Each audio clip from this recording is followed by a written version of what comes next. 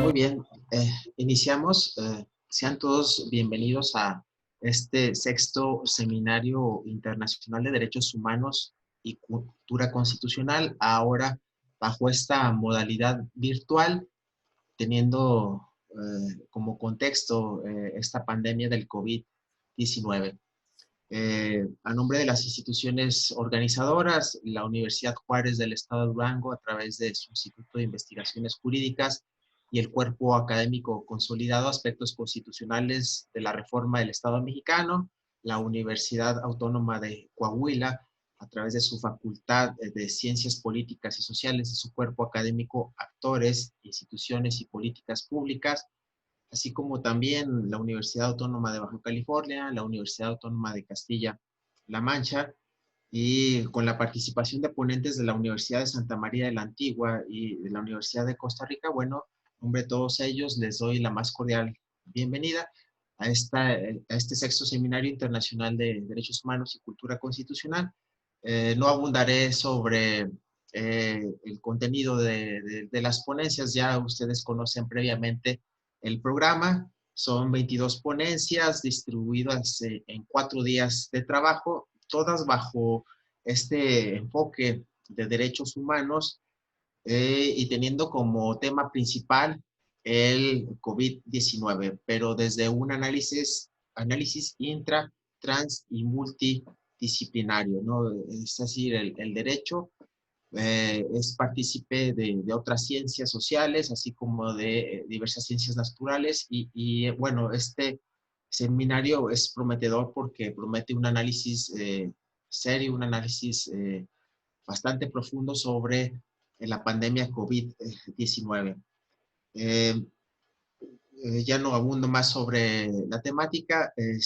Agradezco a los organizadores, agradezco también a los ponentes y a cada uno de los participantes que inmediatamente, desde el primer día que sacamos la convocatoria, se inscribieron y se agotó el cupo de este seminario, lo cual me parece bastante prometedor y bueno, sin más, éxitos totales a todos, que sea de su agrado, que sea de su provecho este sexto seminario internacional. Y bueno, ya para iniciar, presentamos a nuestro primer ponente, el doctor Edgar Alán Arroyo Cisneros, con el tema Democracia y Derecho de Protección a la Salud en el contexto del COVID-19. Doctor, por favor, tiene el uso de la palabra. Bien, muy buenos días para todas y todos. No sé si se escuche bien en mi caso. Perfecto. Se escucha muy bien. Gracias. Gracias al comité organizador de este sexto Seminario Internacional de Derechos Humanos y Cultura Constitucional que llevamos organizando ya desde hace varios años. Y de nuevo, buenos días para todas y todos. La ponencia que habré de desarrollar en esta oportunidad se estructura en 2 grandes apartados: la democracia y el derecho a la protección de la salud en el contexto del COVID-19. En este sentido, yo arrancaría pues con el primero de estos tópicos. Queda claro que el COVID-19 también puede infectar y de alguna manera matar la democracia, como sostienen algunos estudiosos citados en la ponencia escrita, la cual por supuesto queda a su disposición, entre ellos Eduardo José Green. El nuevo coronavirus, en efecto, ha pasado a ser una inesperada oportunidad para el populismo de derechas en distintos países del mundo, aunado al declive sostenido que ha sufrido el apoyo a la democracia. En esta tesitura de miedo a la infección, las personas han reducido su contacto con lo público y lo político, abriendo el espacio a lo que Tocqueville llamaría la tiranía de la mayoría. La pandemia requiere aislamiento social y gobiernos fuertes, pero esto en algún momento puede ser un caldo de cultivo para los autócratas. Algunos ejemplos de posibles erosiones de la democracia a causa de la pandemia COVID-19 se dan en términos de libertad de expresión, asilo, derecho a la información, invasión a la privacidad, amenaza de represión policial, entre otras cuestiones. Es por ello que debemos permanecer en un estado permanente de alerta para evitar que se socaven triunfos históricos a lo largo y ancho del mundo con una careta de protección a la salud. No nos confundamos. El derecho a la protección de la salud y aún más el derecho humano a la vida deben ser los objetivos de los distintos estados nacionales y de la comunidad internacional. Sin embargo, la consecución de su garantía no debe reñir con el deber de mantener y porfiar aún más en maximizar la democracia. Lo anterior es así porque en tiempos de crisis, sanitarias o no sanitarias, es cuando se pone a prueba la fortaleza de las instituciones, pero sobre todo de la sociedad civil. Además de preguntarnos cómo se pueden desactivar las pulsiones autoritarias que de forma paulatina han surgido en la presente coyuntura, lo trascendente es buscar vías para reivindicaciones democráticas que evidentemente incidan en el ámbito práctico de mujeres y hombres que ejerzan sus derechos y obligaciones cívicas en el contexto de tópicos como el gobierno electrónico y el acceso a Internet. La emergencia sanitaria ha traído consigo una serie de desafíos en todos los ámbitos de la vida colectiva, en términos, pues, de relaciones entre gobernantes y gobernados. Sin embargo, las pulsiones autoritarias ya referidas están dispersas por doquier. Desde el inicio de la contingencia, una buena cantidad de líderes mundiales optó por establecer en el plano interno una suspensión de derechos y garantías a manera de estados de emergencia, alarma o excepción, según la legislación de cada estado nacional.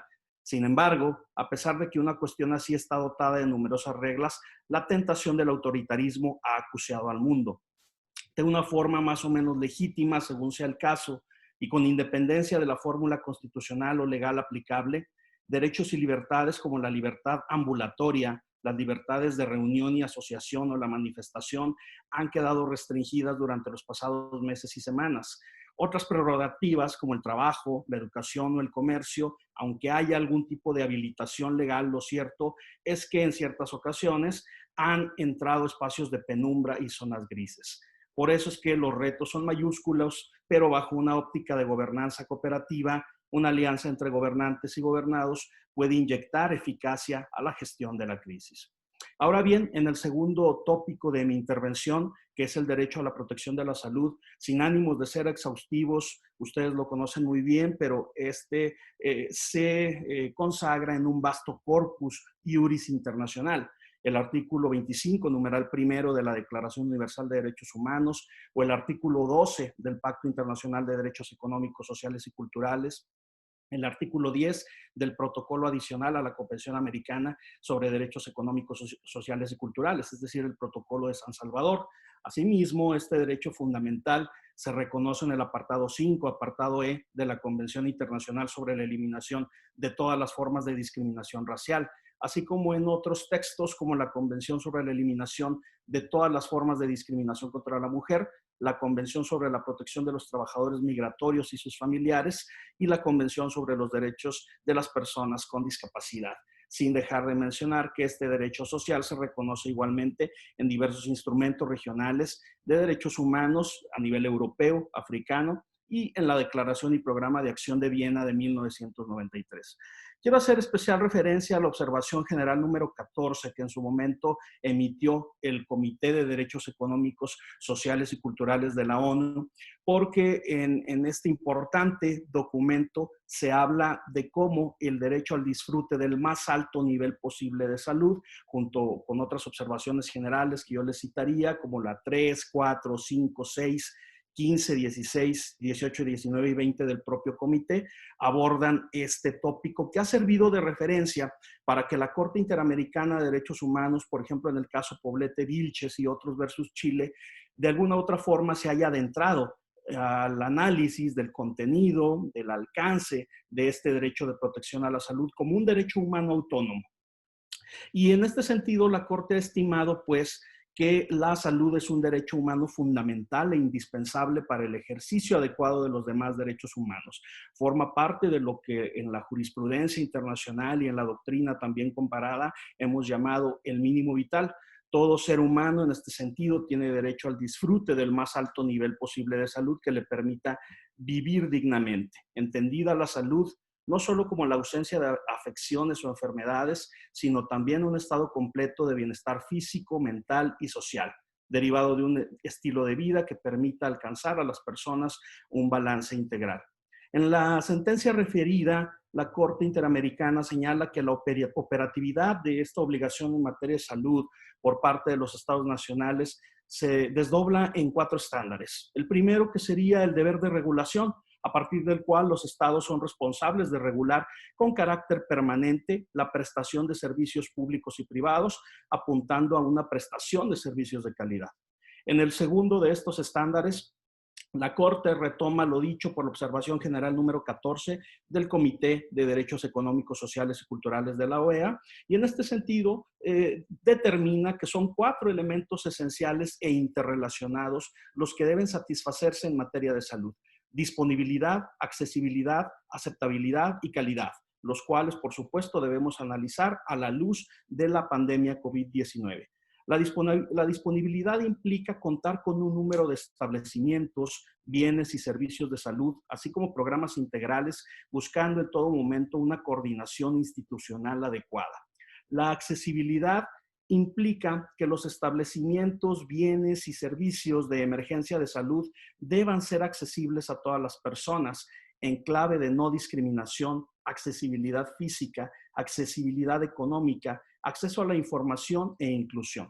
La aceptabilidad tiene que ver con un respeto de la ética médica y los criterios culturalmente apropiados, incluyendo en este sentido también tópicos como la perspectiva de género, condiciones del ciclo de vida del paciente, el acceso pleno a la información en términos del diagnóstico y del tratamiento. Y por último, la calidad se basa en contar con una infraestructura adecuada y necesaria para satisfacer las necesidades básicas y urgentes, abarcando cualquier tipo de herramienta o soporte vital y recursos humanos calificados. Un tercer estándar implica que como condición transversal de la accesibilidad, el Estado está obligado a garantizar un trato igualitario a todas las personas que accedan a los servicios de salud sin discriminación alguna. Y el cuarto y último estándar refiere al caso Suárez Peralta, en el cual la Corte Interamericana refirió que debe haber mecanismos de supervisión y fiscalización estatal de las instituciones de salud, tanto públicas como privadas, lo cual tiene que ver igualmente con la rendición de cuentas en un contexto democrático. Además de estos casos referidos, Poblete Vilches y Suárez Peralta, la Corte Interamericana se ha referido a los alcances del derecho a la protección de la salud en decisiones como Cuscul, Pivaral y otros versus Guatemala, Hernández versus Argentina, Comunidad Indígena Sahuayamaxa versus Paraguay, por citar algunos ejemplos, en los cuales los hilos conductores son la autonomía, el núcleo duro y la justiciabilidad de este derecho fundamental. De estos 2 temas que hemos reseñado de manera muy sucinta por cuestiones de tiempo, por un lado el contexto democrático en tiempos de pandemia y por el otro lado los alcances y el contenido del derecho fundamental de protección a la salud, resalta entonces una conexión particular, pues pueblos sin gobiernos que provean todo lo necesario para una buena salud no pueden ser democráticos. Ello representa una serie de pruebas para los sistemas que se precien justamente de ser democráticos, de proveer también herramientas para una buena gobernanza y, pues bueno, como ha dicho, por ejemplo, el filósofo surcoreano Byung-Chul Han en tiempos recientes, temas como los cierres de fronteras son una expresión desesperada de soberanía, al tiempo que muestra cómo el virus en sí mismo no es democrático, pues las clases más bajas no pueden darse el lujo, por citar nada más un solo ejemplo, de hacer home office, de hacer teletrabajo o de otro tipo de cuestiones en donde las clases más privilegiadas, pues sin duda tienen alternativas. La pandemia es sin duda un problema médico, pero también social. No sustenta a la democracia porque también, como ya lo referíamos con anterioridad, del miedo se alimentan los autócratas. De nosotros depende, en buena medida, como ciudadanas, como ciudadanos, como miembros de una sociedad civil fuerte, activa, comprometida, que la democracia y el derecho de protección a la salud no queden a la deriva en el momento en que arribemos a la nueva normalidad. Muchísimas gracias a todas y todos por su atención.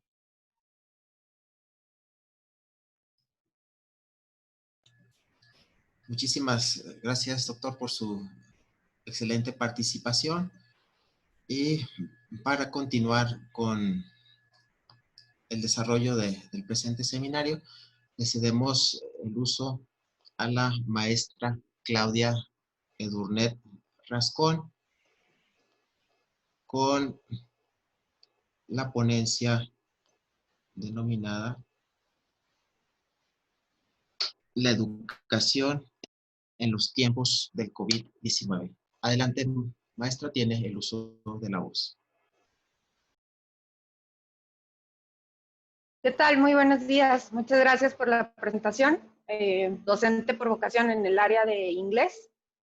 Y bueno, quiero empezar por platicarles quién era Claudia antes de la pandemia. Pues una maestra muy estricta, muy organizada y muy inflexible en lo que eran las fechas calendarizadas. Pero en sí, ¿qué es un maestro? Bueno, de acuerdo a Adrian Underhill, el ideal es el maestro facilitador.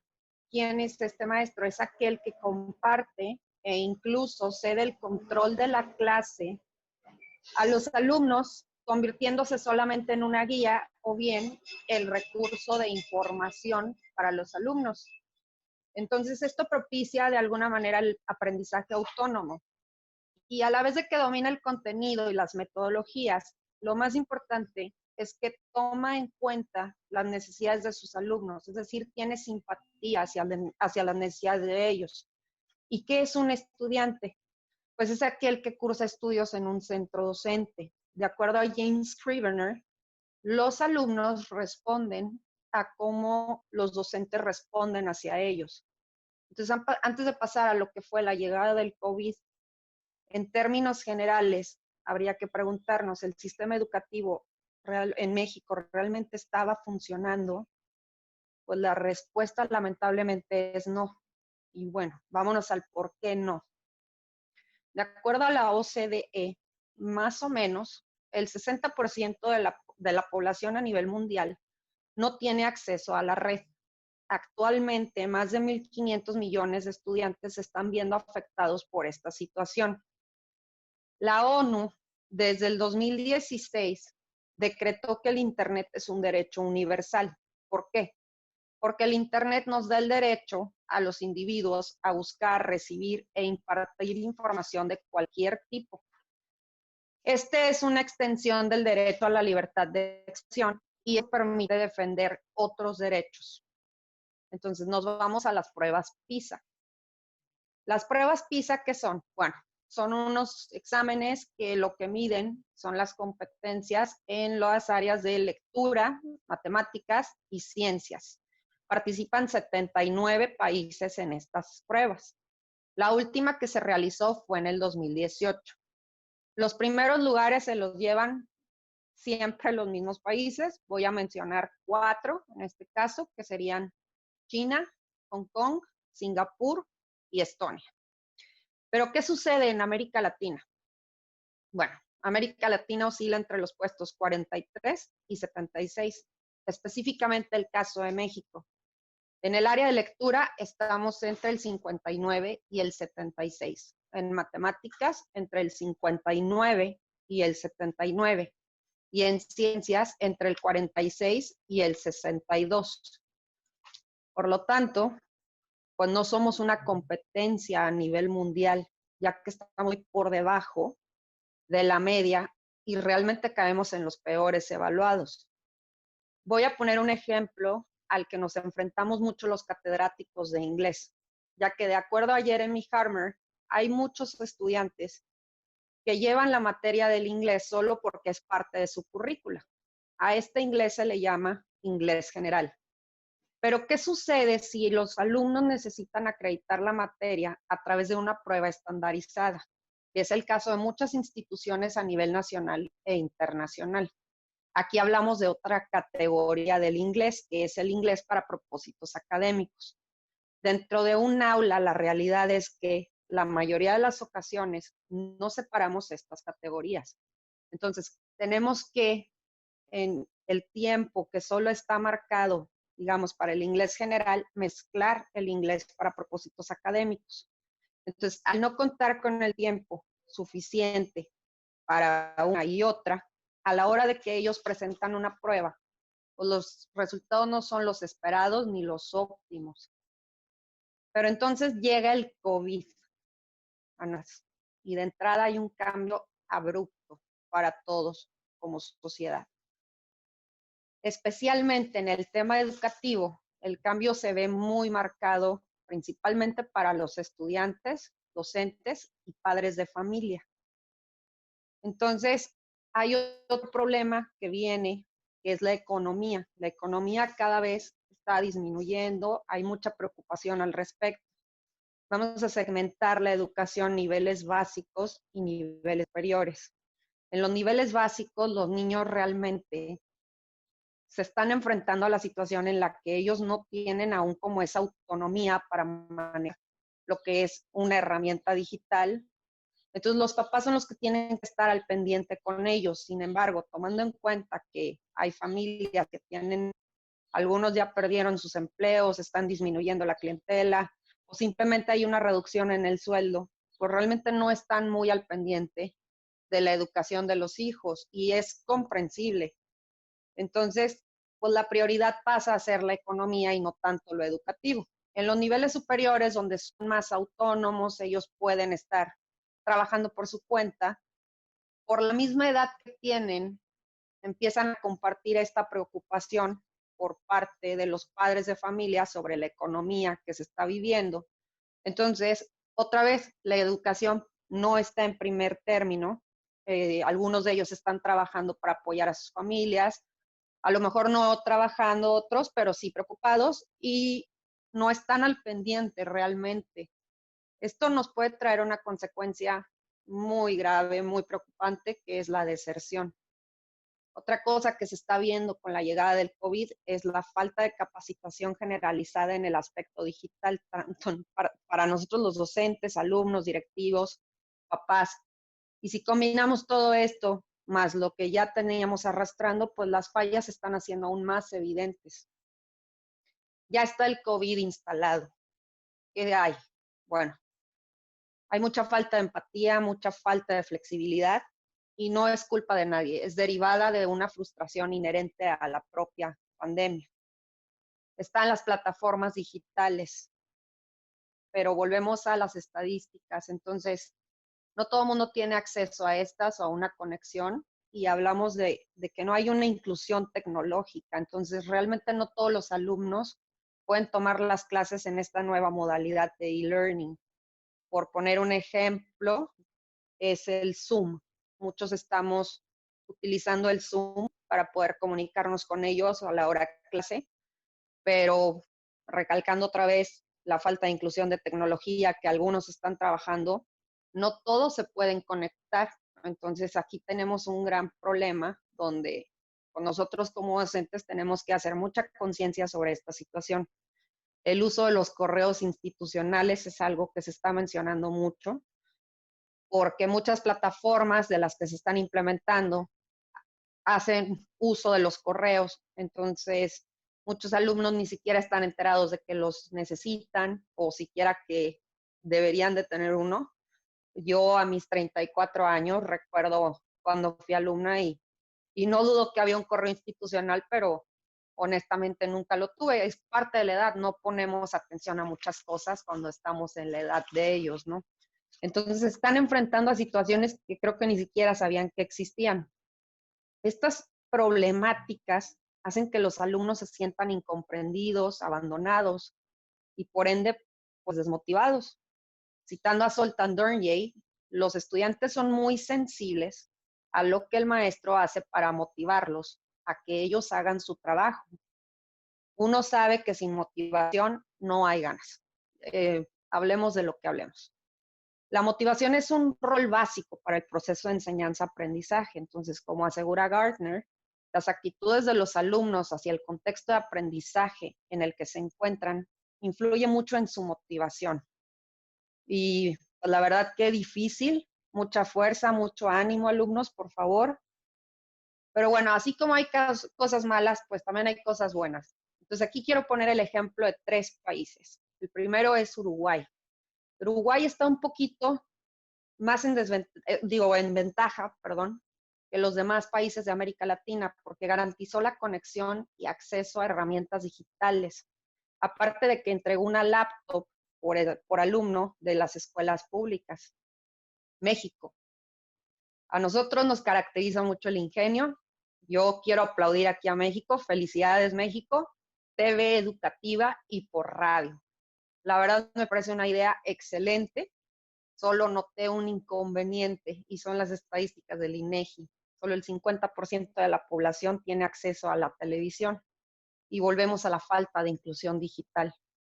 Estonia. Estonia liberó gratis todo su contenido online. Entonces hay muchos países que están utilizando todo el contenido de Estonia y qué padre, la verdad, hay mucha colaboración, el que ellos tengan esa iniciativa de aquí está lo mío, úsalo, por favor, sácale ventaja. Lamentablemente no todos podemos acceder a este contenido por la problemática del idioma. Pero bueno, ¿qué necesitamos en estos tiempos de COVID? Primeramente, pensar fuera de la caja. Mucha innovación, mucha creatividad, mucha empatía y mucha flexibilidad. ¿Quién es Claudia hoy en tiempos de COVID? Pues la maestra facilitadora de la que hablábamos en un principio. Y este cambio que me exige esta nueva normalidad tiene que ser permanente. ¿Por qué?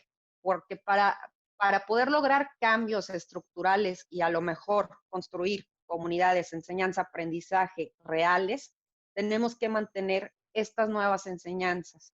Hay que reforzar e incluso hasta reformar al sistema educativo.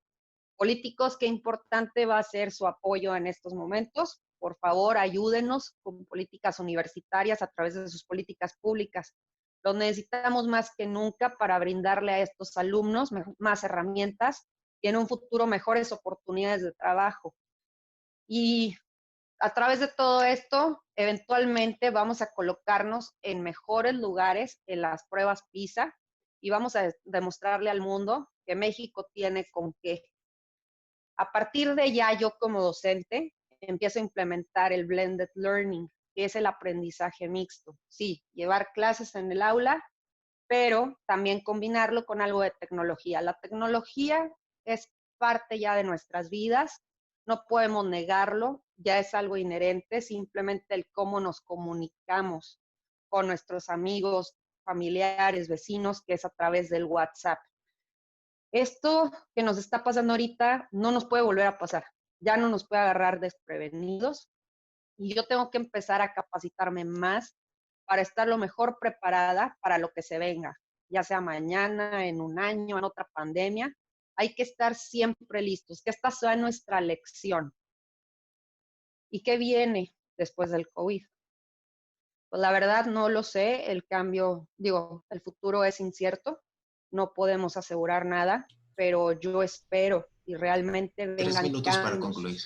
Gracias. Los cambios ya son una necesidad, es algo que ya tenemos que empezar a hacer. Entonces, tendríamos que reflexionar cada uno para poder, pues, hacer mejoras, tanto en nuestra vida diaria como en nuestras prácticas profesionales, pensar en el otro. Y, pues, la verdad, lo que sí sé, eso sí se los puedo asegurar, es que vamos a salir de esta pandemia, vamos a salir muy fortalecidos y con muchísimo aprendizaje. Entonces, pues la verdad, mucho ánimo, colegas, mucho ánimo, profes, alumnos, padres de familia. Les pido paciencia. Vamos a salir fortalecidos, de eso estoy segura. Y pues les agradezco mucho su atención, su tiempo, y les mando un gran abrazo y muchos saludos a todos ustedes. Gracias. Muchas gracias, maestra. Excelente participación. Para revisar si está en sala el doctor Augusto Jo. Si ya está por aquí.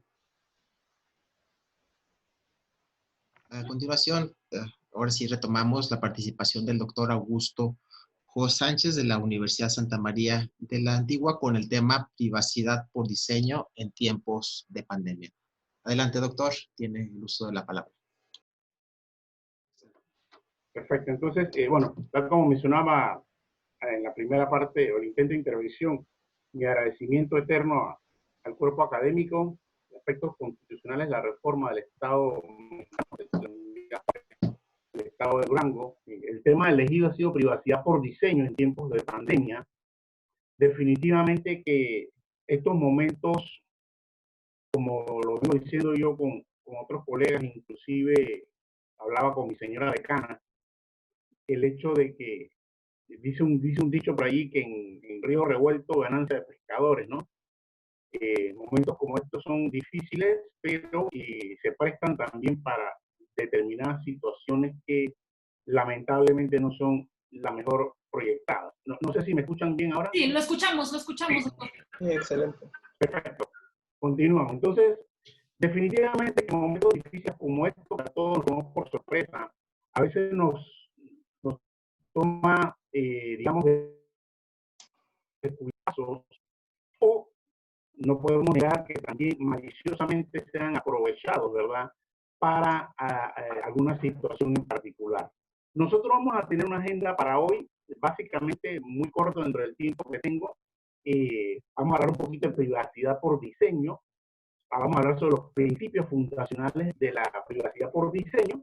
Y finalmente quiero abarcar algo, un tema un poquito local, pero que estoy seguro que está presente también en sus diferentes países o los países que nos están acompañando. Me refiero a las plataformas tecnológicas que para estas fechas se han estado implementando o desarrollando, ¿no? Vamos a ver un poquito los pros y los contras de cada uno de ellos. Continuamos, por favor. Muy bien. Bien, hablar de privacidad por diseño implica todo un tema de proteger la información. En los tiempos actuales, evidentemente la información con criterios de, o con contenidos de salud de las personas, ¿sí? Hablar de privacidad por diseño es tener presente que los criterios de protección, de privacidad de esa información esté presente en la concepción desde las primeras fases del proyecto.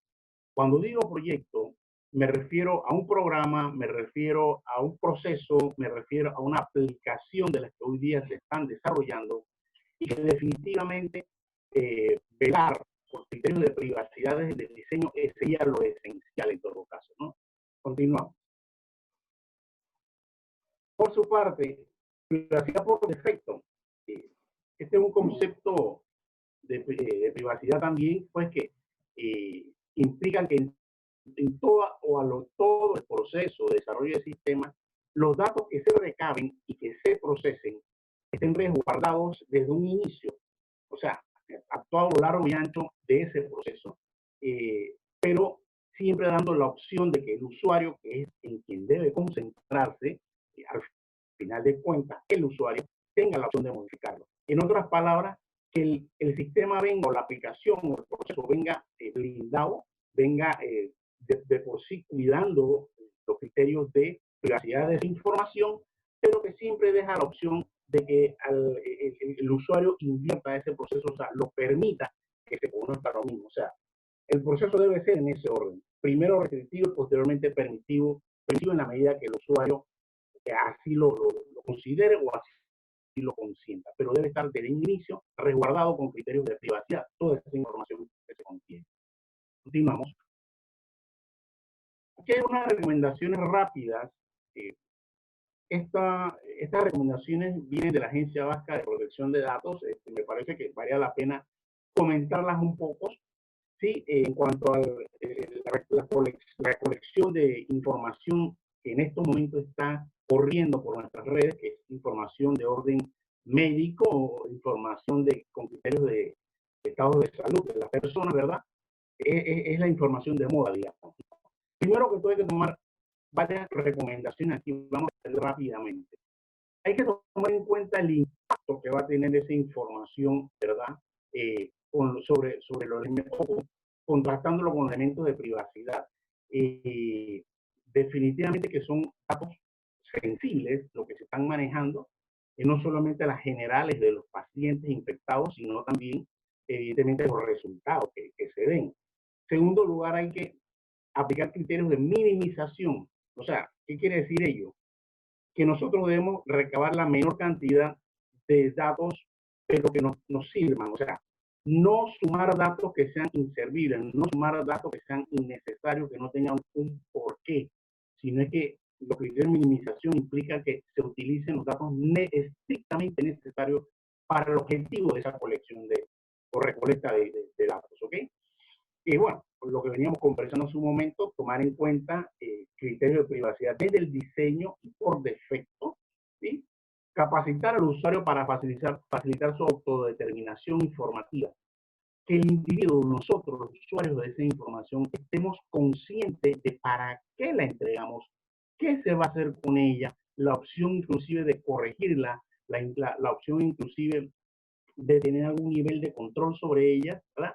Y definitivamente estar muy claro en para qué se va a utilizar esa información y hasta dónde, ¿sí? Ofrecer información clara y comprensible sobre la finalidad y la obtención del consentimiento. Aquí el principio nos habla de que cuando la persona otorga su dato voluntariamente, quede muy clara, quede muy bien establecido para qué está consintiendo esos datos y la forma de hacerlo. Tiene que ser un consentimiento otorgado, tiene que ser un consentimiento de manera constancia del mismo, para que no haya duda pues, de que esa persona que está dando sus datos esté de acuerdo con que los mismos sean no solamente colectados, sino procesados y con qué objetivo. Finalmente, ser transparente a la hora de capturar datos, especialmente respecto a los usuarios pasivos, dice acá. Los usuarios pasivos, bueno, aquellos individuos que muchas veces no se dan cuenta que la forma como se están utilizando sus datos, pues ellos se mantienen, digamos, a distancia, los mismos no tienen conciencia de lo que está sucediendo. Nosotros no podemos dejar de tomar en cuenta en una muestra, por ejemplo, de saliva, una muestra de sangre del individuo, tiene mucha información personalísima, ¿sí? Muchas veces se hacen la pregunta o surge la pregunta de qué se hace con esas muestras después de un examen determinado médico. ¿Qué se hace con esas muestras de sangre? Por ejemplo, si esta persona tiene una condición particular, pues esas muestras de sangre más adelante podrían ser utilizadas inadecuadamente. Seguimos, por favor. Nosotros, usted verá la filmina que estoy presentando aquí, ¿por qué estamos intentando tomar muchas precauciones? Señores, ya nosotros en mi país, para bien o para mal, este momento histórico hace unos 4 o 5 años es de ingrata recordación, los famosos llamados Panama Papers. No podemos perder de vista que ha sido catalogado la fuga de información más grande de la historia hasta el momento. Estamos hablando de 2.4 teras de información, 11.5 millones de documentos extraídos de una firma de abogados internacionales, y menos podemos perder de vista que el contenido son comunicaciones cliente-abogado, ¿sí? Ya evidentemente protegido por las leyes que regulan la profesión en cuanto al secreto profesional y demás, pero ojo, ya nosotros en mi país tuvimos esta experiencia hace unos años con la fuga de información más grande que no solamente destruyó esta firma de abogados, la hizo disociarse, sino que fue una experiencia en la cual salta a la vista que no cuidar de la información en nuestras bases de datos, y en este caso particular, una base de datos que contiene no solamente clientes internacionales, sino toda la comunicación y el trabajo que se hacía con ellos, pues esta experiencia ha sido amarga porque definitivamente salta a la vista que no había ningún tipo de cuidado en estos sistemas o en estas bases de datos, lo que permitió rápido y fácilmente sacar esa información. De esto podríamos hablar, y lo he hecho en otras ocasiones, por horas. Aquí ha habido una serie de criterios en cuanto al manejo de los famosos Panama Papers. Hay diferentes tesis que se han tratado de asociar a efectos de cómo y cuándo se extrajeron la información. Aunque parezca broma, inclusive se ha hablado de una amante resentida que procedió a extraer la información de la oficina esta en mención para poder darla a conocer al mundo y todos los secretos que ellos conllevaban. Así que este presente para nosotros, insisto, que es el más lamentable, ¿sí? hasta el momento, no solamente a nivel local, sino internacional, nos pone las alertas para que a futuro todo sistema informático, toda aplicación, todo software, todo proceso tome en cuenta los criterios de privacidad del diseño. La otra, por favor. Bien, rápidamente, nosotros en Panamá, yo sé que por lo menos México tiene su legislación de protección de datos desde hace un tiempo. Nosotros el año pasado aprobamos la Ley de Protección de Datos de Panamá, pero actualmente la norma se encuentra en vacatio legis, que entra en vigencia el próximo año, en aproximadamente unos 11 meses. Se está trabajando en la reglamentación de la misma. Y ustedes se preguntarán por qué 2 años, por qué la sancionan o por qué entra en rigor o a regir, perdón, dentro de 2 años. Se supone que esos 2 años va a permitir prepararnos para poder implementar la disposición. Y yo le soy sincero, uno que está metido en estos temas, uno percibe el ambiente y sinceramente considero que no estamos todavía preparados a menos de 1 año de entrar en vigencia la norma. Yo lo he explicado en otros foros, la ley de protección de datos para mi país y para todos los países que lo han estado implementando es como la llegada del lobo feroz, ¿no? Si viene el lobo, y llegó el lobo. Entonces, si no estamos preparados 3 minutos para concluir, doctor. Sí, gracias. Si no estamos preparados para ello, va a ser muy difícil manejar la forma de vida que vamos a llevar hacia adelante. Adelante, por favor. Bien, definitivamente, y regresando un poquito al tema, la privacidad por diseño considera la privacidad y los principios de protección de datos desde que se concibe el tipo de tratamiento, desde el inicio, desde la planeación, digamos. Y va a aplicar para todo tipo de sistema, de producto, de software, o de un servicio o un proceso inclusive. ¿Sí? Continuamos. Vamos a romper un poquito el esquema con un ejemplo sencillo que todos vamos todos nos sentimos en alguna manera identificados. Yo los invito a cocinar algo rico, ¿no? Verá, yo les pregunto, si usted va a cocinar, ¿usted dejaría de lavar las verduras, o las carnes, o el pollo, antes de trabajarlo, antes de picarlo, antes de condimentarlo? ¿Usted dejaría de lavar la loza? ¿Usted utilizaría la loza del día anterior y dirá, bueno, no la voy a lavar porque al fin y al cabo la voy a volver a usar? No, definitivamente que no. ¿Qué quiero decir con esto? Si al final de cuentas el plato que usted consume lo intoxica, ¿verdad? Usted no puede culpar al plato final.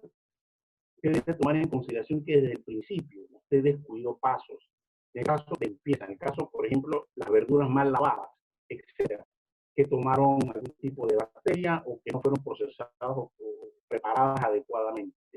Así similar sucede con la privacidad por diseño. Hay que desde el primer paso tomar en consideración criterios de privacidad, garantizando de esta forma que esa información en todo y cada uno de sus pasos esté blindada para que no sea objeto de una fuga. Seguimos.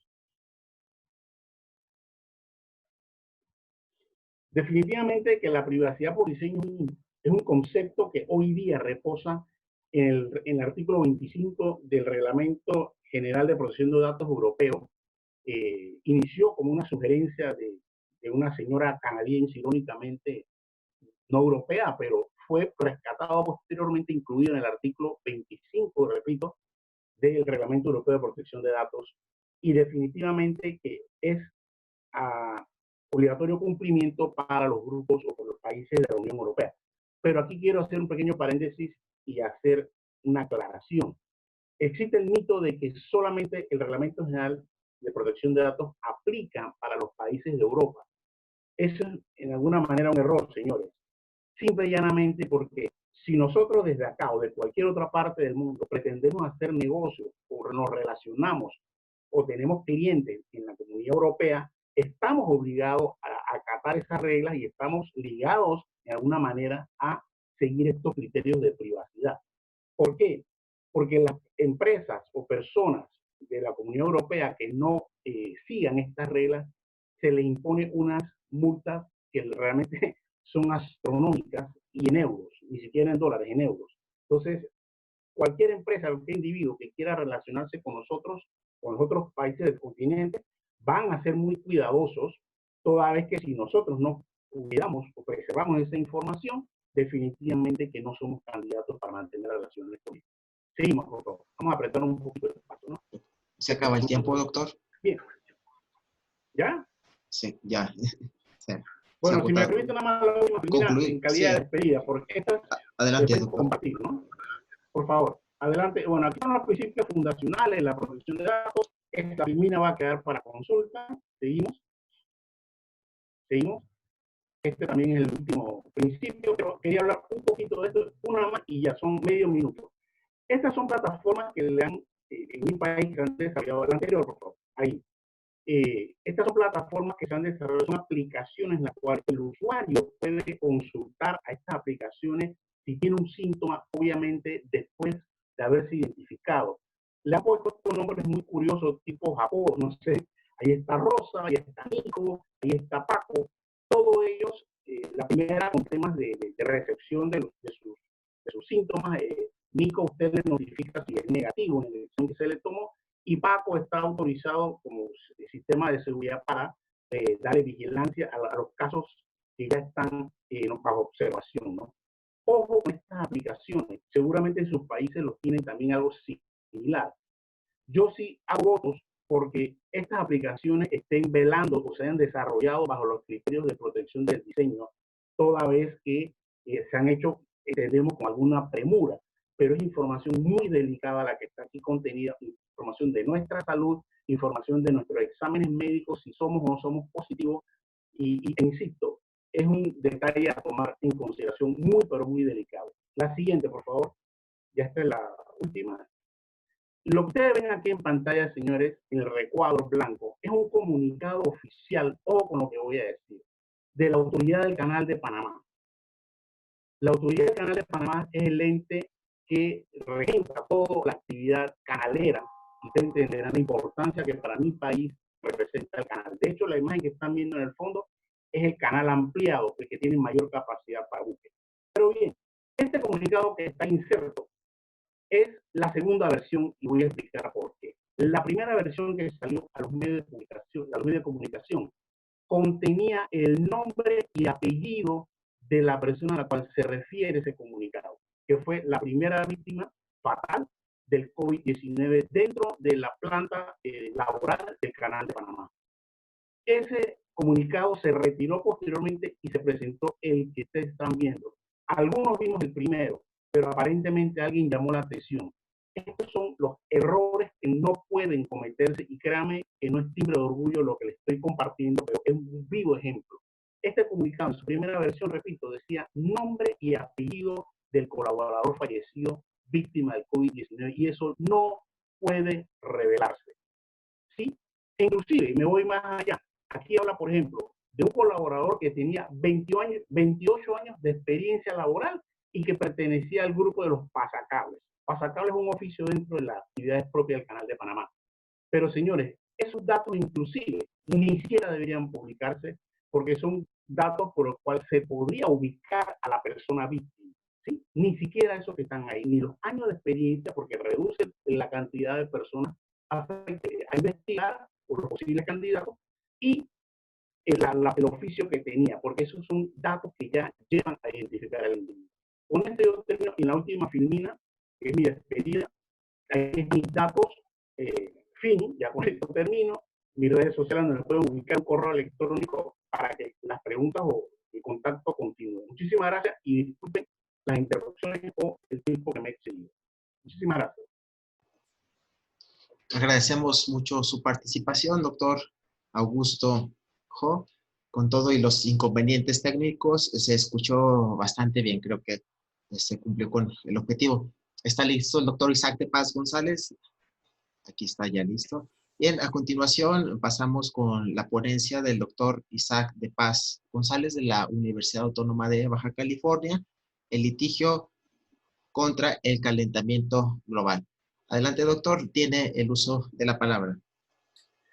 Hola, buena tarde a el cuerpo académico y a los ponentes que han expuesto temas muy importantísimos en estos momentos.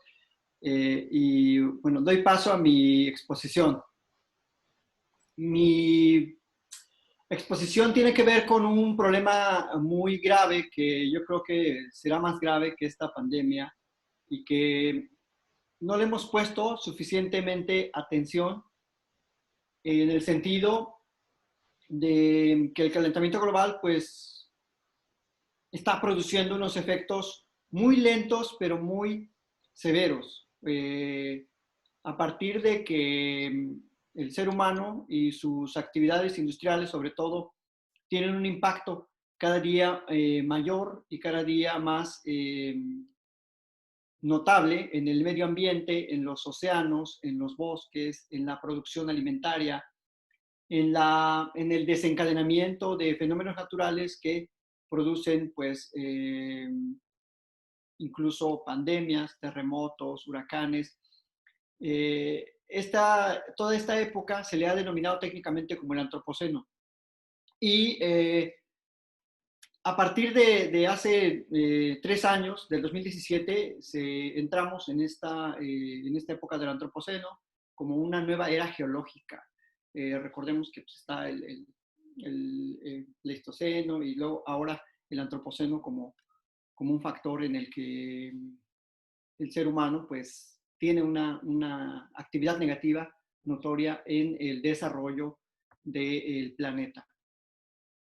Por lo tanto, se han creado desde hace ya casi 100 años unas primeras normas que han tratado de señalar la importancia del medio ambiente. Y digo 100 años porque a veces se habla de los derechos ambientales como que yo no comparto esa postura de las generaciones, pero se habla como si fuera algo nuevo y realmente los derechos ambientales han estado ahí desde hace mucho tiempo, incluso desde el marco internacional.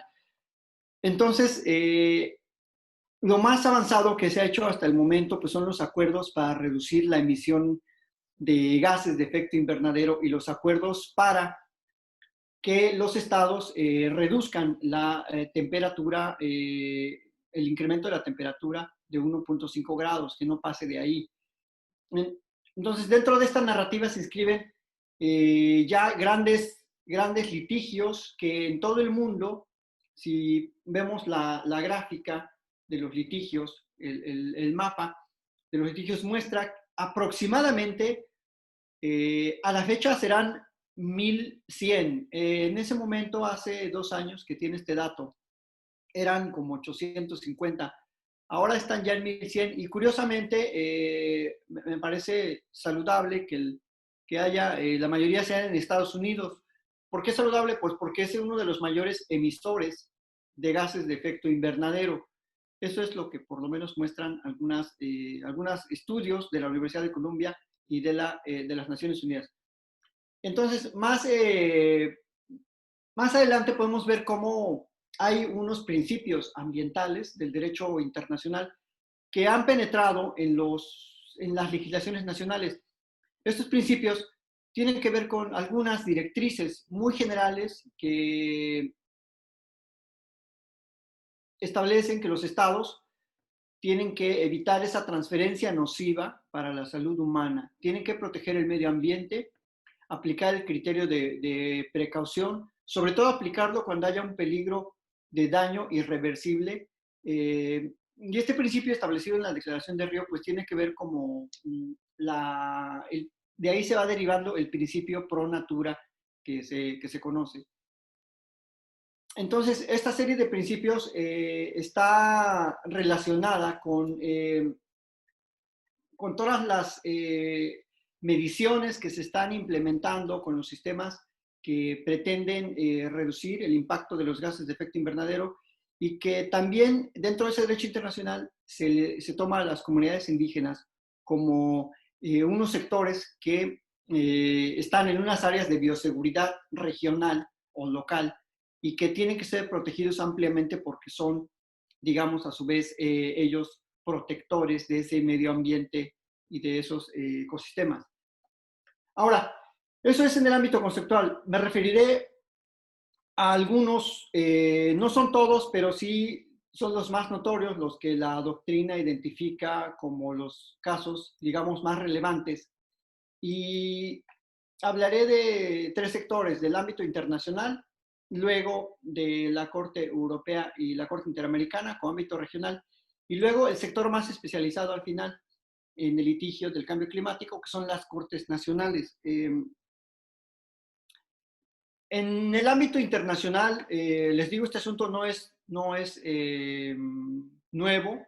Ya por allá en 1938 hubo un litigio entre Canadá y Estados Unidos en la frontera que comparten por una fábrica que emitía metales pesados en el río Columbia, y hubo una demanda de responsabilidad civil objetiva internacional, es decir, de daños causados, de daños transfronterizos. El acuerdo se resolvió mediante una solución amistosa y, bueno, no pasó a mayores.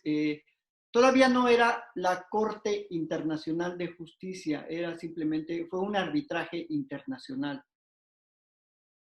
Ya 42 años después, en el 73, se resuelve una primera cuestión sobre las pruebas de armas nucleares. Nueva Zelanda contra Francia. Desde luego, Nueva Zelanda rechazaba que Francia usara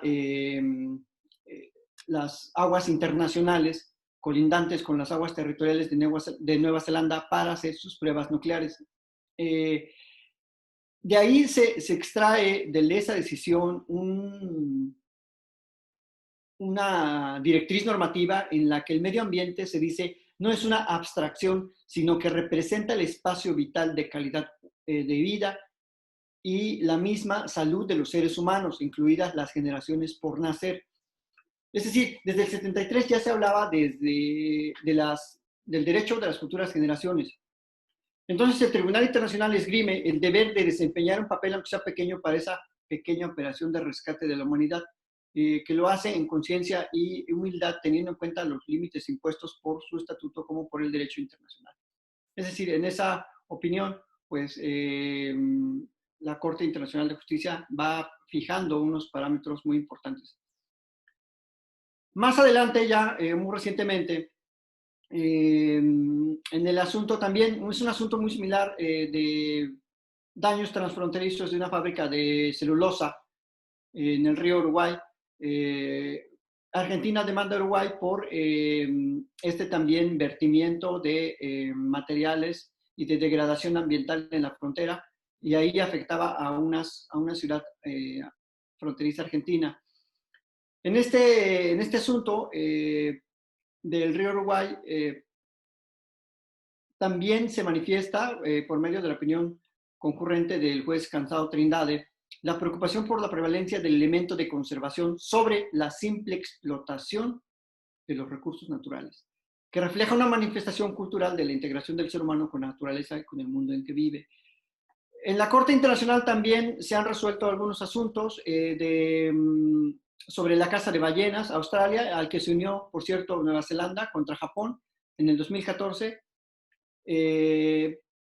Australia demandó a Japón por un programa de caza de ballenas, y la Corte estableció que efectivamente el programa era ilegal en términos internacionales. Fue esta decisión sustentada en el Convenio para la Caza de Ballenas del 46, que se reconoció, era un convenio pionero al reconocer en su preámbulo el interés de las naciones del mundo para salvaguardar las generaciones futuras de los grandes recursos naturales. Eso es lo que a grandes rasgos se ha dicho en el sistema internacional. Ahora, en el ámbito europeo, ya muy recientemente, se han desarrollado algunos litigios que se le conoce como litigios indirectos sobre la protección del medio ambiente. ¿Y por qué indirectos? Porque tocan temas como el derecho a la información ambiental, el derecho a la participación política ambiental y el derecho a la propiedad, y no necesariamente entran al tema de los derechos ambientales. El gran asunto que está pendiente por resolver es Carvalho y otros contra el Parlamento Europeo y el Consejo de Europa. Es el asunto T330-2018. Este sí es un asunto ya en el que se pretende reivindicar los derechos ambientales del Convenio Europeo y los derechos también de las generaciones presentes y futuras por el peligro que representa el cambio climático. Ese es un asunto en curso, no hay resolución todavía. Hay otros asuntos en los que la Corte Europea ha tratado de reivindicar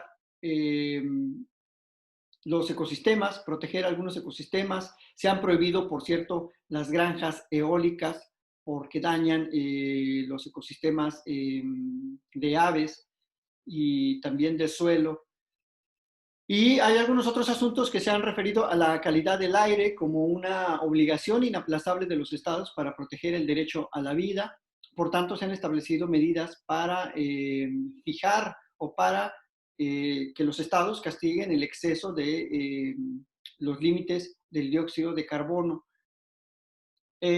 Esto, les digo, a grandes rasgos, se ha desarrollado en el litigio europeo. Es un litigio muy especializado, participan muchas ONGs de toda Europa, sobre todo de Inglaterra y de Holanda. Y bueno, no hay un caso propiamente de calentamiento global en Europa. Alemania también destaca muchísimo por sus normas administrativas que protegen el medio ambiente. Incluso hay unas directrices alemanas, bueno, no solo alemanas, también hay ya en Inglaterra, que prohíben la circulación dentro de la ciudad a más de 20 kilómetros por hora. O sea, la circulación debe estar, el límite máximo es 20 kilómetros para pues, reducir las emisiones de gases de efecto invernadero. Esto tiene por objeto, desde luego, pues alentar el uso de vías alternas de transporte como la bicicleta o el transporte público. Y bueno, las normas administrativas alemanas son muy... 3 minutos para concluir, doctor. Gracias. Sí, gracias, doctor. Las normas administrativas alemanas, les digo, son muy protectoras del medio ambiente. Hay algunas sentencias importantes. En el ámbito americano no se ha entrado al asunto propiamente en la jurisdicción contenciosa. Hay algunas resoluciones como Caguas Fernández contra Honduras y Claude Reyes que hablan del derecho a la información de Claude Reyes y Caguas, pues, del derecho a la vida de una defensora del medio ambiente, aunque no se tocó el medio ambiente. Lo más avanzado que hay es la opinión consultiva, que ya toma toda esa guía sobre los principios de prevención, de precaución, de mitigación del daño y de cooperación en materia ambiental. Pero es una opinión consultiva. Recordemos que, bueno, por desgracia, las opiniones consultivas pues tienen luego pocos efectos. Y hay una resolución, ya para terminar, no voy a entrar en detalles con las otras. Hay una resolución importantísima de Urgenda, que así se llama la ONG, versus el gobierno de Holanda. Urgenda prácticamente demanda a Holanda por su falta de compromiso con el Acuerdo de París y con la falta de medidas para mitigar el cambio climático. Y la Corte, el Tribunal de Apelación de La Haya, le da la razón a Urgenda en la apelación. Ganaron en primera instancia y ganan en segunda instancia también. Es el primer caso en el que precisamente un país europeo es condenado por no ejercer acciones positivas para reducir el cambio climático. En esta resolución se toma todo el bagaje de normas internacionales y de principios que no se consideran necesariamente derechos, sino que se consideran criterios orientadores, como es el soft law. Y el tribunal dice, bueno, todos estos criterios han sido declaraciones políticas, pero tienen un efecto jurídico porque son criterios uniformes, consistentes, y que el Estado holandés ha firmado a lo largo de los últimos 30 años, por tanto, tiene que tener un valor jurídico. Con eso concluyo. El litigio contra el cambio climático tiene unas rutas muy, digamos, novedosas, muy desconocidas también. En México no hay un solo litigio que se dirija hacia ese problema tan grave. Y bueno, esperemos que se incentive el debate, la discusión para, pues, proponer acciones concretas y urgentes contra el cambio climático. Por mi parte es cuanto, doctor, le devuelvo el uso de la voz. Muchísimas gracias por su participación, doctor. Bastante excelente su intervención. Y bien, para continuar con el desarrollo del seminario, a continuación le cederemos el uso de la palabra al maestro Jorge Sadi Durón, de la Universidad Autónoma de Coahuila con el tema El hábitus en la praxis de la higiene en el campo de los medios de comunicación, el caso de la comarca lagunera en emergencia por COVID-19 desde los agentes de la acción discursiva mediática. Tiene el uso de la palabra, doctor.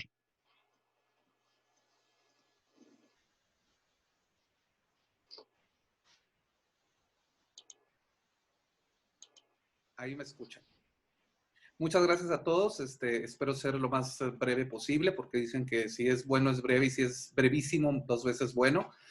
Voy a intentar ir de una forma sencilla porque este problema es un problema complejo. Está visto desde el paradigma de la epistemología genética y los sistemas complejos de Piaget y de García. Entonces, por ende, es interdisciplinario. El producto de mi tesis doctoral, que es sobre acción discursiva radiofónica, tenemos una adaptación de lo que es ¿le podemos dar a la otra, por favor? Bien. Lo que es la adaptación a la acción discursiva mediática. ¿Qué es esto de acción discursiva mediática? Más que nada, bueno, la investigación que empezamos a hacer en el doctorado era para entender que la interacción social, la interacción simbólica, la interacción cara a cara, la interacción del sujeto que construye conocimientos para los medios de comunicación, es una construcción de conocimiento. Entonces, si damos la que sigue, está bien que la deje. Después podrán leer de dónde vengo y a dónde voy.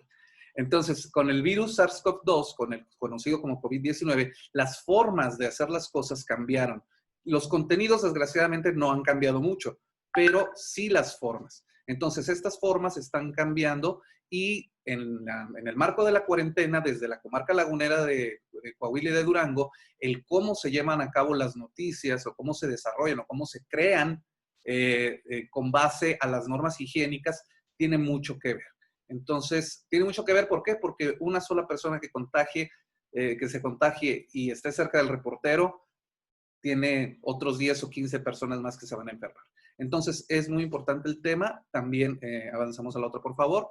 Esta pandemia no es solamente pensar en usar la mascarilla, es en acciones, es racionalidad comunicativa. Como ustedes podrán adivinarlo a partir de estas palabras que utilizo, es que estamos usando a diferentes teóricos de sociología, de lingüística, de filosofía, de antropología, etc.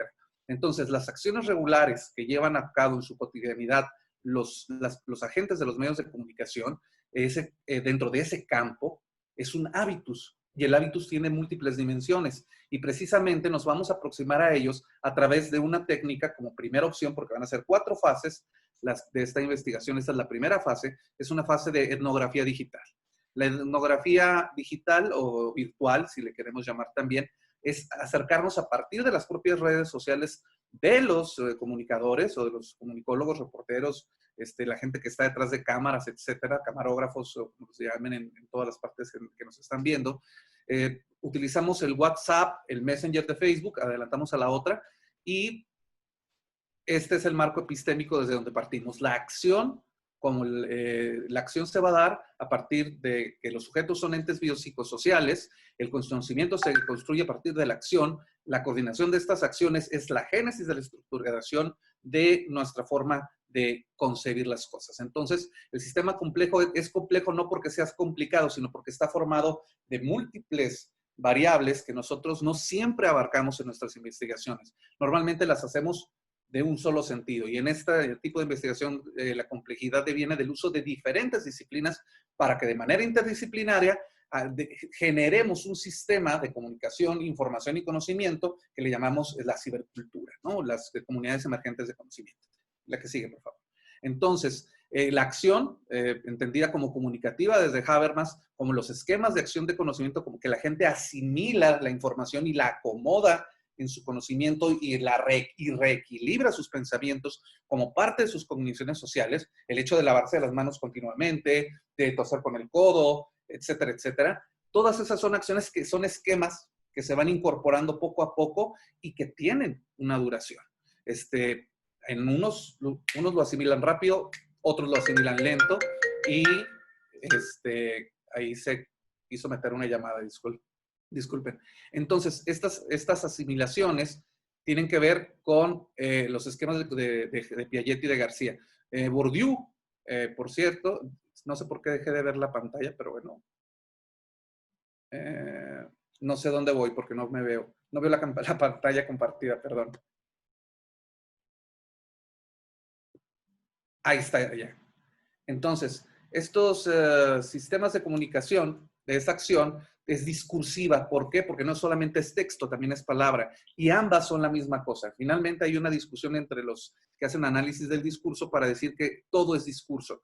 Por ejemplo, los semióticos dicen, no hay no mensaje. Todo tiene valor de signo. Desde la forma en que coloco las manos, tienen un valor simbólico, y también así las acciones que realizamos tras de cámara y las acciones que socialmente realizamos. Le avanzamos a la otra, que después tendrán la oportunidad de leer ustedes si quieren con más cuidado. La acción discursiva radiofónica es mi modelo teórico-metodológico forjado a partir de 5 teóricos importantes, si le avanzamos por favor, y que se acopló para poder hacer esta investigación hacia todos los medios de comunicación como acción discursiva mediática. Entonces, es una construcción teórico-metodológica y nos va a servir para ir adaptándonos y poder incursionar en los medios de comunicación que sean tele, radio, prensa, medios de internet. Avanzamos, por favor, a la que sigue. Entonces, este sistema, avanzamos en la que sigue, por favor. Tiene diferentes preconstruidos. Ya vieron que ahí está el señor Bourdieu, el señor Habermas, muy importantes para entender este campo de conocimientos y de interacciones simbólicamente mediadas. Avanzamos a la que sigue. Y también los niveles de comunicación que nos manejamos. El de cara a cara o interacción humana de sujeto y herramientas tecnológicas, que son los medios de comunicación, metatecnologías, que es el Internet, como esto que estamos haciendo en este momento precisamente, y el Internet de las cosas. Bueno, ya cada quien habla con su casa y con su refrigerador si quiere. Entonces, la mediatización es precisamente la articulación de esta tecnología y su uso social. Y la mediación lo tomé desde Vygotsky porque fue un poquito más objetivo en el sentido de que es mediar entre signo y herramienta. Y eso va desde las letras, la gramática, pasando por los sistemas educativos, pasando por incluso las leyes. Si en las leyes a ustedes le cambian una letra o una palabra, se cambia el sentido completo de la ley. Y ustedes tienen un lenguaje legal, nosotros como comunicólogos otro lenguaje, entonces hay una mediación de herramientas y signos que genera cambios. Vamos a la que sigue. Entonces, dentro del hábitus de los medios de comunicación, hay varias dimensiones: la praxeológica, afectiva, distributiva, económica, categorial. No es que podamos dividirlas, todas van interrelacionadas, es un sistema complejo. Pero lo hacemos así para poder distinguir las etapas de esta investigación. Nosotros vamos hacia lo praxeológico ahorita, que también tiene que ver con lo categorial y lo afectivo.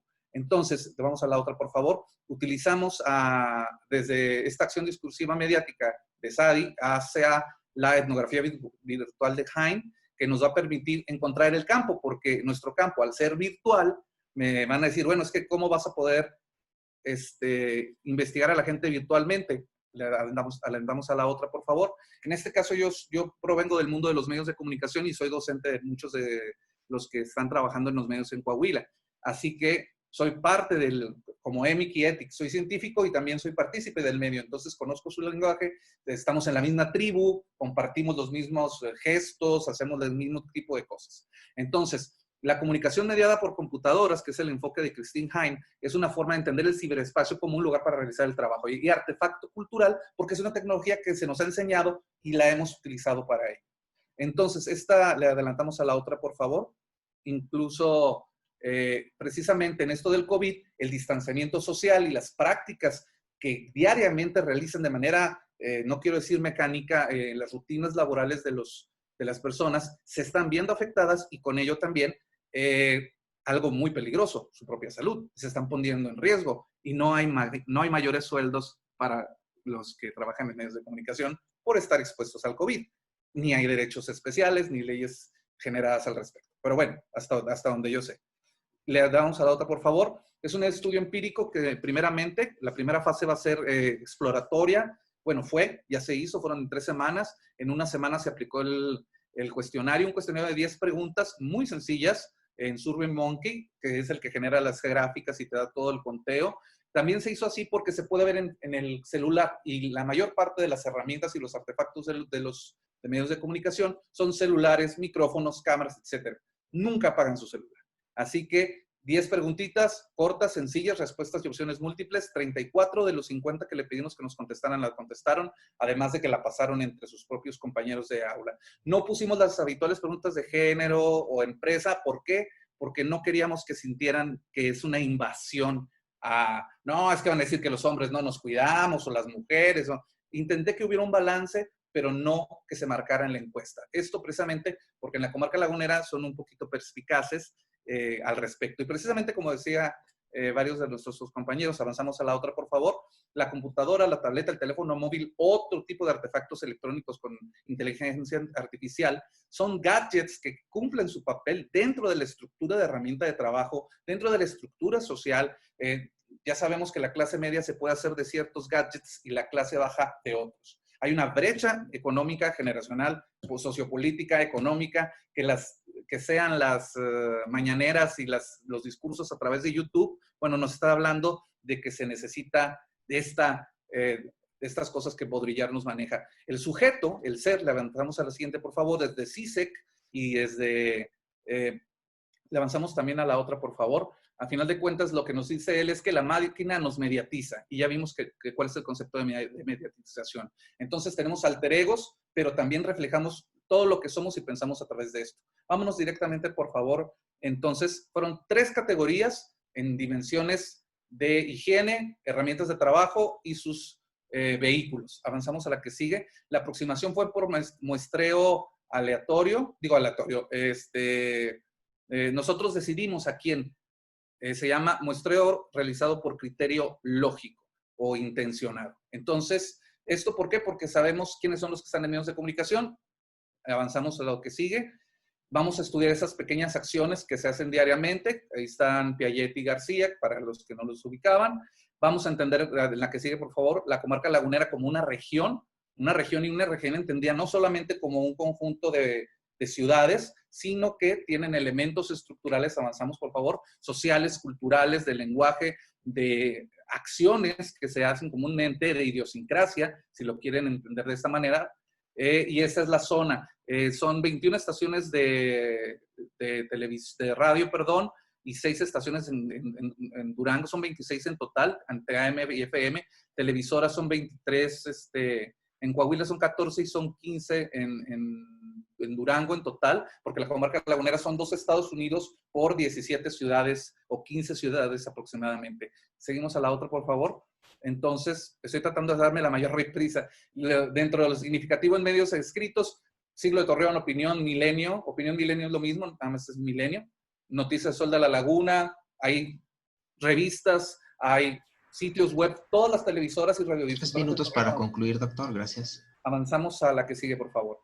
Entonces, todo esto nos dio como resultados, vamos a los resultados, por favor, que fueran 10 preguntas. Nos dijeron, tuvimos una muestra balanceada entre gente de tele, radio y demás. Vamos a avanzar, por favor, todos los resultados. A la que sigue, por favor. ¿En qué medio de comunicación? Puesto, higiene, y ahorita les voy a resumir al final. El equipo, cómo limpias y proteges el equipo, el vehículo en el que te desplazas, cuándo empezaste a realizar estas acciones de higiene, pusimos unas fechas especiales, seguimos, cuándo iniciaste la limpieza y desde cuándo haces acciones para la prevención. Se les resumo en lo que sigue. Adelante, por favor. Las conclusiones después de esa es, sí hay una cierta parte que han llevado a cabo estas acciones, que son el lavado de manos. El 58% de ellos llevan estas acciones. Solo lavado de manos, gel antibacterial y cubrebocas simple son las más usuales. Pero la famosa distancia social, avanzamos por favor a la que sigue, no la incluimos como indicador, pero dejamos en especial otros para que pusieran ellos, oye, pues Susana Distancia, tenemos una superheroína aquí en México llamada Susana Distancia, que marca el distanciamiento social, y es lo que nadie puso en ninguna respuesta de otros como medida de prevención o de educación. Entonces, precisamente esto nos va a llevar a diferentes, avanzamos a la otra, nos vaya a llevar a diferentes investigaciones, son parámetros de la sana distancia. Avanzamos el otro, por favor, donde vemos que ellos mismos dicen una cosa en el medio de comunicación y en las acciones hacen otra. Entonces, este concepto no se ha arraigado, no se ha asimilado, no se ha equilibrado en la mente de los que trabajan en medios de comunicación, ni en sus agentes, avanzamos al otro, por favor, ni en sus patrones, por decirlo de alguna manera. Vamos a entrar a la famosa nueva normalidad, adelante, pero lo que nos tenemos que, vamos a adelantarle a la otra porque ya se va a acabar el tiempo.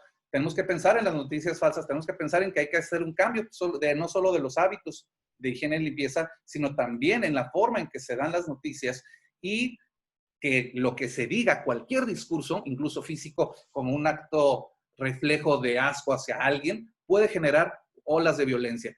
Y lo más importante, ya para terminar, leeremos más para adelante, es que hoy como nunca, esto de la nueva normalidad nos lleva a que le avanzamos, porque de esas discusiones ya no me va a alcanzar el tiempo, a que tengamos que, no, el anterior sí, es así, nos va a llevar a pensar el tiempo y el espacio de manera diferente.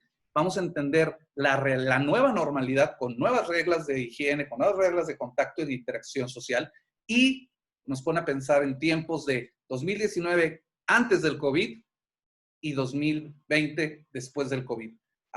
Vamos a tener que hacer una división espacio-temporal para contar la nueva normalidad, porque va a afectar en todos los niveles y la comunicación es uno. Entonces, en esta pequeña aproximación etnográfica digital, nos hemos dado cuenta que al menos la mitad aún no están completamente preparados y ninguno se acordó de su sana distancia, que es lo que más se repite diariamente. Y solamente 2 personas trabajan desde casa, todos los demás están en ambos contextos, afuera y adentro. Entonces, la complejidad de este estudio se va a ver apenas más adelante en las siguientes 3 etapas que realicemos esta investigación, y a los que quieran los invito porque precisamente es interdisciplinaria y es muy importante que todos trabajemos unidos para que esta nueva normalidad no nos mate. Así que ahora sí la avanzamos al otro. Muchas gracias. Soy yo, Jorge Sadi, soy maestro en comunicación por la UNAM, productor de radio de universidad, soy jurado del Premio Nacional de Periodismo, académico presidente de la Academia de Comunicación y soy parte del cuerpo en formación, actores, instituciones y políticas públicas, porque las acciones llevan a las políticas para accionar. Gracias.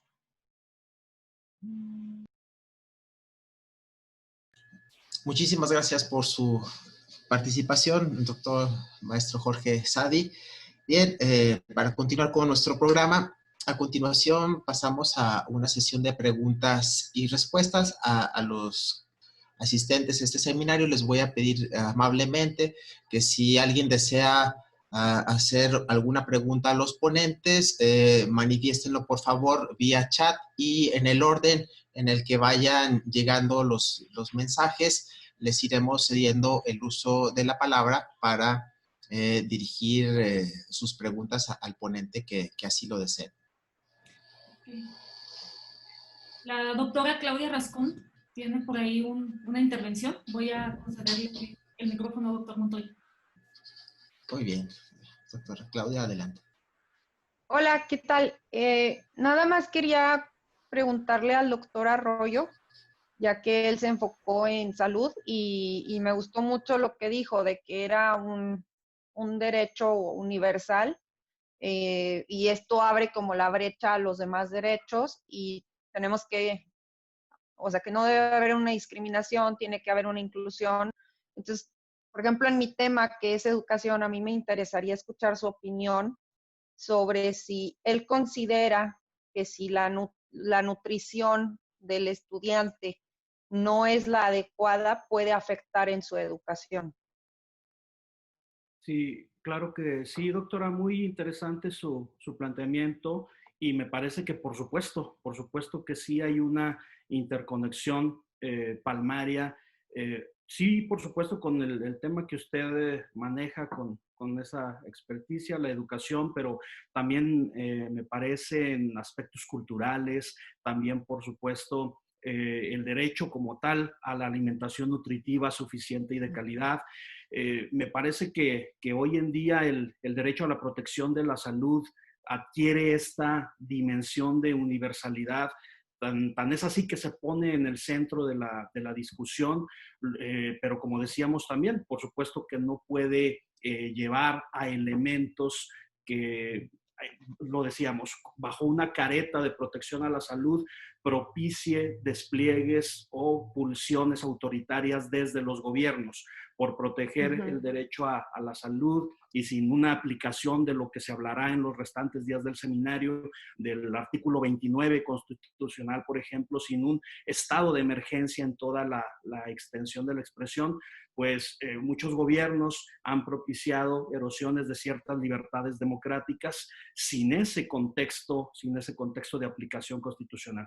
Pero en el caso concreto de educación y de alimentación nutritiva suficiente y de calidad, como usted lo menciona, yo soy de la idea que sí, que desde luego son derechos que están interconectados con la salud y que niñas, niños y adolescentes deben ver garantizados plenamente este cúmulo de derechos, amén de que, bueno, el interés superior del menor, por supuesto, es un principio constitucional que debe tener una plena aplicación, incluso en contextos de estados de emergencia. Me parece muy buena su reflexión, su planteamiento, y si gusta podemos generar algún espacio de diálogo para trabajar conjuntamente estos tópicos. Perfecto, me gustaría mucho eso, sí, porque sí es un tema que yo noto que pues no se le da como esa conexión cuando, sin embargo, yo soy de la idea que sí la hay, a pesar de que no tengo formación médica, pero sí creo que influye mucho y sí creo que están como pasando por alto muchos derechos que son inherentes a la propia vida. Exactamente, estoy de acuerdo con usted, doctor. Muchísimas gracias por su respuesta, doctor. Gracias. Muy bien, la maestra Karen Flores Maciel tiene una pregunta para el doctor Augusto Jo. Adelante, maestro, pueden activarlo, por favor. Listo, ahí me escuchan, ¿verdad? Gracias. Bueno, yo nada más en el tema y lo que mencionaba de datos personales, sí quisiera preguntarle al doctor Augusto de quién considera que es la responsabilidad en sí de la protección y el resguardo adecuado de los mismos, si del particular al momento en que lo cede, él debe de poner límites, o si es la propia autoridad quien en su momento debe de regular este tipo de situaciones. ¿Y qué va a pasar aparte con todos estos datos que se acumulan al término de la pandemia? Me quedaría claro que únicamente el fin para el cual fueron recabados, pues cuando se culmine, dejarían de existir o de estar en esa base de datos. Sin embargo, este es un tema que probablemente tenga continuidad y surjan rebrotes y otro tipo de cuestiones. Entonces, ¿qué debe de suceder o qué va a pasar con esos datos que están en manejo de la autoridad? Gracias. Sí, gracias. No sé si me escuchan. Sí. ¿Sí? ¿Aló? Sí, adelante, doctor. Bien, decía, a ver, vamos a ver. Primero que todo, evidentemente, el ente recolector de esos datos, en este caso, datos médicos, de salud y demás, es el responsable, en todo caso, de velar precisamente por criterios de privacidad. El particular es, llamémoslo así, un aportante de esos datos para la situación que nos está embargando, ¿cierto? Pero eso no lo disocia de algún nivel de disposición de esos datos, toda vez que se trata de información muy delicada como son datos de salud. Pero insisto, la rectora, llámese en este caso Ministerio de Educación, llámese Ministerio de Salud, etcétera, es la responsable de velar por los criterios de integridad de esa información, de reserva, de custodia, de privacidad de esa información. ¿Qué sucederá al final con toda esta información, con toda esta información, con todos estos datos que se tienen? Pues es muy buena pregunta. Ciertamente es una situación que no se ha vivido anteriormente. Mi humilde opinión sería que esos datos quedarían para investigaciones exclusivamente a futuro, tipo estadísticas, tipo sintomatología que puedan, repito, usarse por aquellos científicos que necesiten de esos datos para poder consultarlos.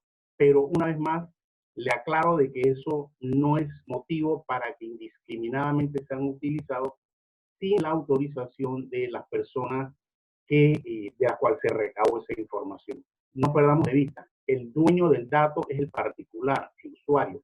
La entidad que la colecta lo hace por un motivo, es cierto, pero debe ser garante de la privacidad de esos datos, inclusive posteriormente al momento que estamos viviendo.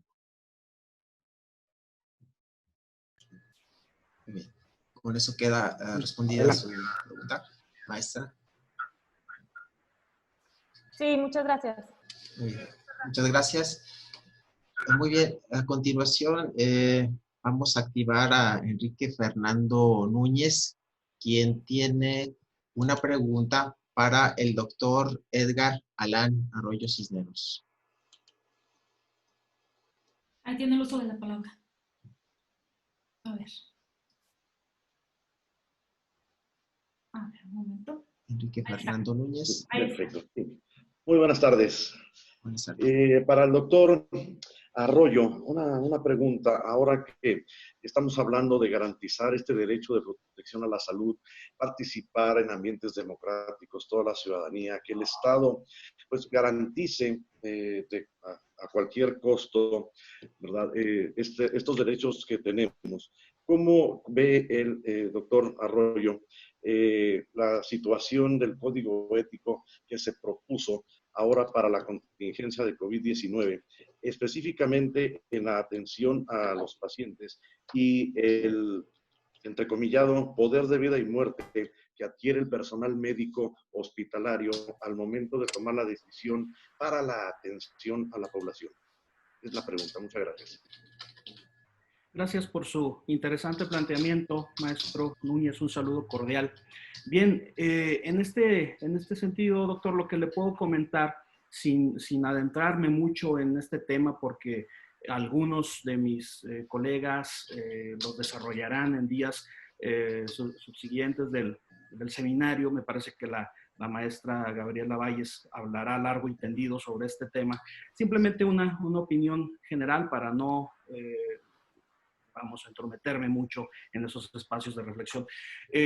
Tema muy controvertido que depende mucho de los tipos de estándares y de criterios de racionalidad ética, política y jurídica que podamos llegar a tener en un caso adecuado. Dándole una lectura, vamos, ¿dónde queda justamente el espacio de desarrollo, de libre desarrollo también de la personalidad, de las personas adultas mayores, que son, digamos, quienes por exclusión se les está poniendo en el péndulo orientado hacia la muerte en este controversial código de ética? ¿Dónde queda definitivamente?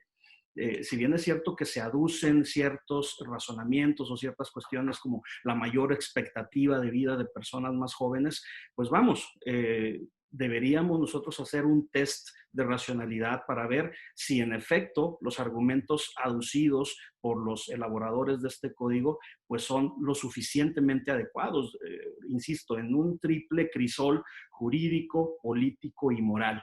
¿Hasta dónde podemos nosotros observar? Y ya ver en casos concretos cómo se puede llegar a desplegar.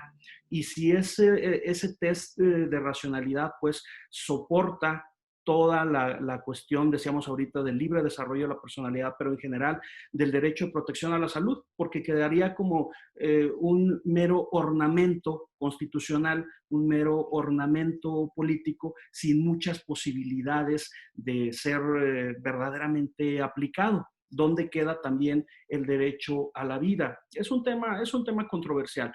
Yo es lo que pudiera decir hasta este momento. Ya la maestra Valles y algunos colegas nos ilustrarán más al respecto. Muchas gracias. Gracias, doctor. Un abrazo.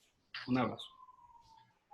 Muy bien, si podemos activar por favor a Israel Arellano, quien tiene una pregunta para el doctor Edgar Alán Arroyo Cisneros. ¿Qué tal? Muy buenas tardes, doctor Arroyo. Una pregunta basada en la observancia que se tuvo ante la situación actual de la pandemia, que es, ¿qué opina usted al respecto de que el Ejecutivo Mayor, el presidente de la República, tuviera una flexibilidad bastante fuerte ante la contingencia que estamos viviendo y no haber puesto una suspensión completa de derechos y garantías para así poder mantener a las personas en aislamiento total a mínimo 15 días y poder mitigar los estragos que está dejando la pandemia?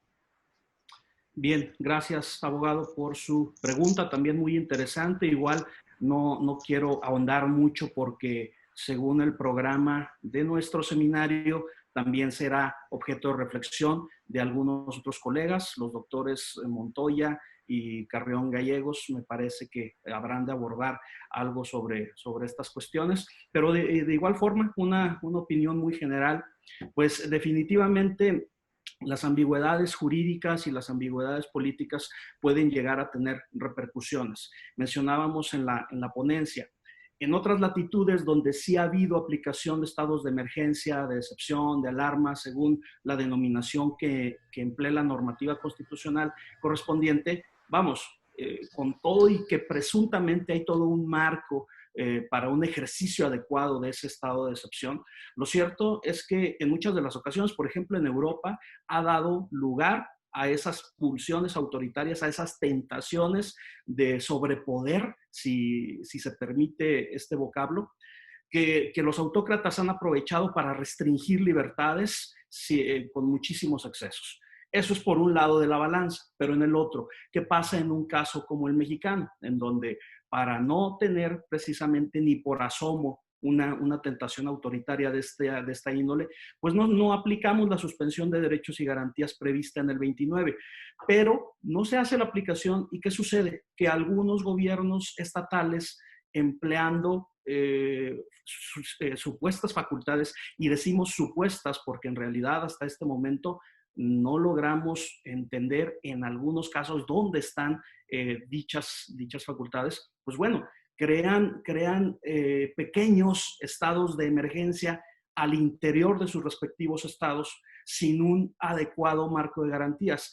Estas fragilidades constitucionales pues traen riesgos para las libertades públicas y para los derechos fundamentales, porque sin una certeza jurídica amplia, sin un apego irrestricto al Estado de Derecho y al imperio de la ley, pues definitivamente no podemos hablar de un Estado constitucional y democrático de derecho que se precie de ser en toda la extensión de la palabra. Entonces, los dos lados de la balanza. Lo ideal hubiese sido quizás sí haber aplicado el 29, pero sin llegar al exceso de algunas de las situaciones que acontecieron en el mundo y que se siguen dando hasta este momento, porque los estados de emergencia siguen prolongados en buena parte del mundo hasta este momento, sin llegar a esos excesos autoritarios. Un punto medio de estricta aplicación del Estado de Derecho. Eso sería, y las fragilidades, por supuesto, que traen consecuencias. Me parece que el presidente López Obrador lo que quiso es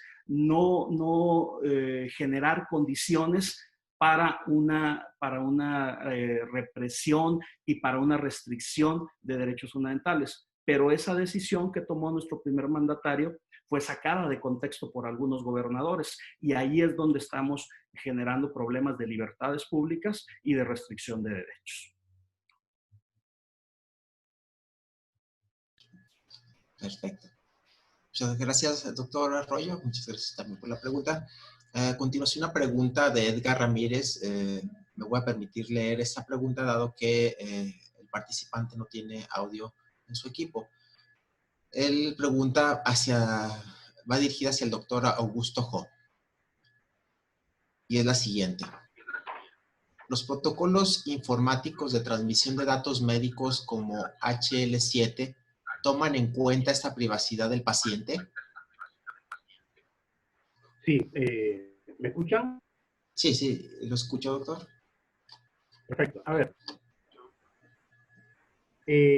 los criterios de privacidad y de privacidad del diseño se aplican para todo tipo de protocolos, programas, procesos, software, equipo, etcétera. O sea, tanto el que me menciona, que no estoy muy familiarizado con él, pero de salida le puedo decir que todo sistema, y sobre todo los que van a colectar información de esta naturaleza, deben cumplir o deberían cumplir criterios de privacidad desde el diseño, de manera tal que permitan garantizar el blindaje de esa información y que no se vaya a llegar a criterios de tráfico de esa información, porque créanme que sucede, sobre todo con datos médicos.